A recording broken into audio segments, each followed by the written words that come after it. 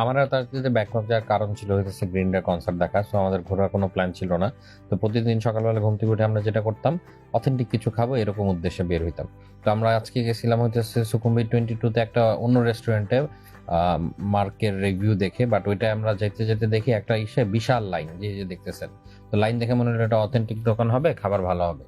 তো ঢুকলাম, কিন্তু কোথায় অর্ডার দিব, কোথায় বসবো, কার কাছে অর্ডার দিব, কি দিব কিছুই বুঝতেছিলাম না। গোমূর্খের মতো লাগতেছিল নিজেদের।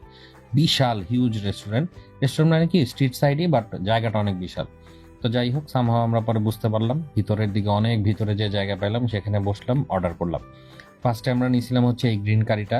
এটা টু গুড ছিল, মানে এটার হার্বের যে টেস্ট এবং স্মেল মানে বলার মতো না। আরেকটা মিল নিয়েছিলাম, ওটা হচ্ছে মিক্স চিকেন মিল।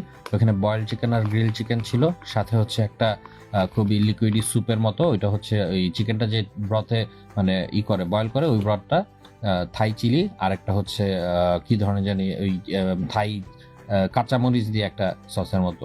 খুবই অসাধারণ ছিল টেস্ট। আমরা একদম পেট ফুল করে খাইছি। দেন আমরা এই চাচা রাস্তার থেকে বের হয়ে দেখি চাচা এরকম পাটিসাপটার মতো বানাচ্ছে। তো তখন এখান থেকে অর্ডার করলাম। আমরা ভাবছিলাম 2টা নিব, তো 2টা বলছি, সে 20 বাদ ভাবছে। তো ওইখানে আমাদেরকে প্রায় 10টা না 12টা এগুলা দিছে। ভিতরে ডিম, কোয়েল পাখির ডিম, মাচা, বিভিন্ন টপিক্সের অপশন থাকে। জোস।